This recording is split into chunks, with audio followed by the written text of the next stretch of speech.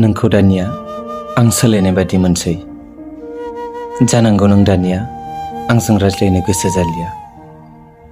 ना आंनाव माबाफोर सोंहरो ना नों आंनो माबा मोनसे खोन्थायो।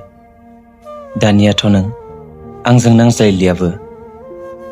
नोंनि बे गोसोआव मा सोमजिगासिनो आं जेबोखौनो हमदांनो हाला। दानिया बै नोंनि गोलाव गोलाव मेसेजफोराबो फैनो रोंलिया। आरो नों लोगो हमज्लायनोबो एक्साइटेड जालिया। आं आंनि मेगननि नोजोराव बेफोर गासैखौबो जोबस्रांनाय बादि मोनबाय। मिनिनायखौथ' नुसै आं नोंखौ, नाथाय नों मानोबा आंजों मिनिफालिया।